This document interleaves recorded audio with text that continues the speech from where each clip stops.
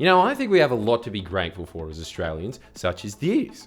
Oh, that's Japanese. Ah, well, whatever. Me dong was made in Australia. That's good enough for me. Now, granted, there are definitely reasons I wish Japan won the war. If they did, we'd have monkeys that serve us beers and just a lot of crap, frankly. But my God, what a country!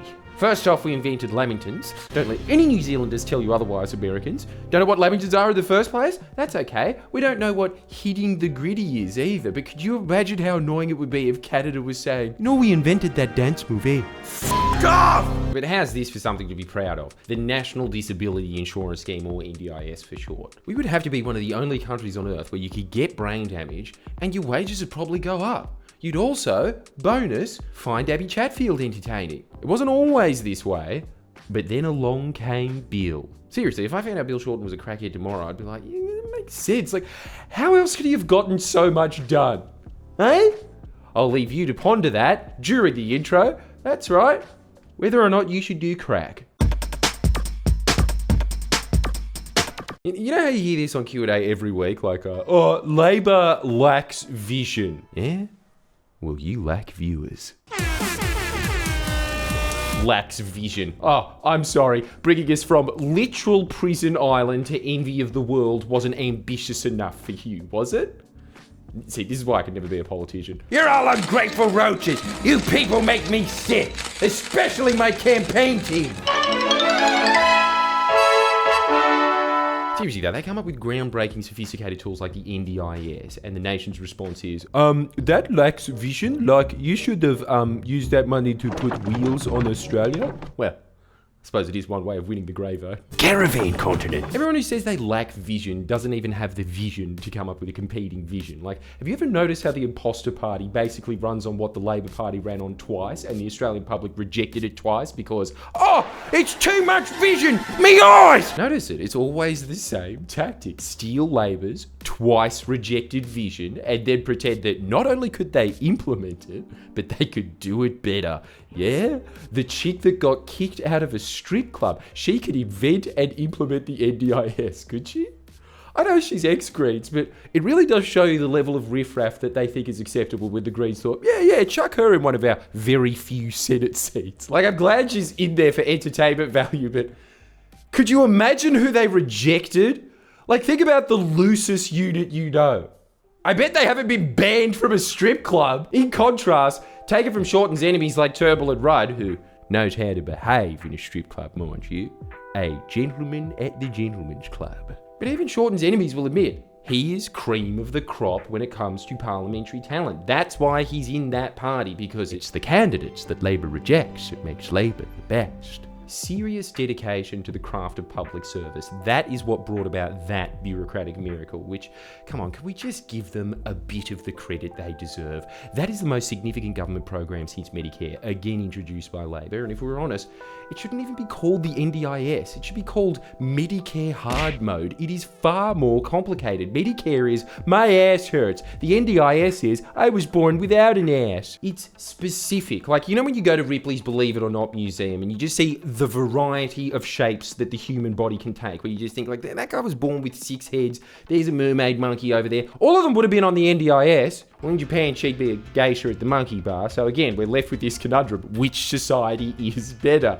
But you can imagine how specialized each of these treatments must be, right? Like, that is 600,000 people. It's like Bill Shorten looked at one of those Impossibles, you know, the ones where it's just like it's all coffee beans or lawn, and thought, nope, not hard enough. That's the level of competence we're talking about here. You think Marine Faruqi could even solve that, let alone that? This is why it's an incredible gift that we have the man that invented it back at the helm, as that is one of those machines that only a mad scientist knows how to operate. You know, he says things like, You can't touch her. You don't know her like I do.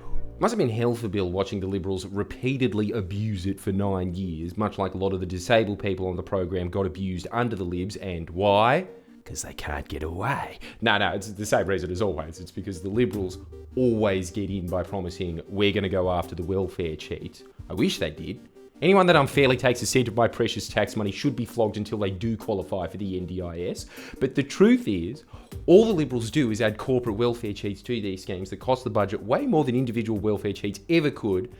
And then don't even catch the individual welfare cheats because the corporate welfare cheats they put on these programs are the ones that are supposed to be doing the catching. And do you think they're going to do their job? No. That's why they're on the dole in the first place. They're fucking bludgers. Now, this isn't to say all private providers are cheats. There's a lot of them that are developing state-of-the-art treatments for very niche disabilities, which the government would never have the resources or specialised knowledge to even think of, i.e., Today FM with Abby Chatfield's career. But if you don't have a strong regulator watching these companies, you get this. Oh, that's something else from Japan. Pranked. I lost my ear. Do I qualify for the NDIS? Probably. Under the libs, anyway. I heard from friends of friends that these people were millionaires, by the way, and they were like, yeah, I'm on the NDIS. I use it for my coke money. Fucked, hey? Anecdotally. Well, I suppose if they have narcolepsy, it's fine. But that's the level of loophole that the Liberals drilled through the system to let their corporate mates nibble away at it. Look at some of the abuses these companies pulled under the libs that have thus been uncovered in another Royal Commission Bill Shorten called for, which may I say, yeah, Bill.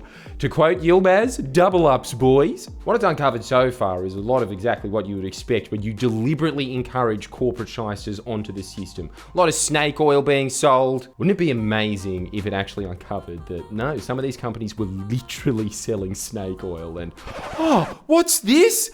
They did? Nah, jokes, they didn't. Pranked. A lot of companies promising treatments and services they never delivered on. A lot of charging the government, $30 billion for a walking stick, which shouldn't even be on the NDIS in the first place. Just go on a bushwalk and get one and... Oh. Of course, there was a lot of classic, hilarious daytime TV style predatory advertising like, sign up for ongoing spinal alignments and get this free elastic band. Amaze your friends with your newfound musical abilities. Seriously, how unfair is it going after the intellectually handicapped with that? My brain functions properly and I'm sold. Sorry. No, what the hell?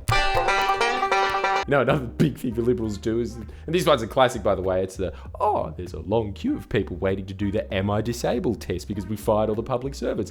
Let's hire consultants to run bullshit reports no one will read to obfuscate the fact that we fired all the public servants and that's why they're waiting in the queue.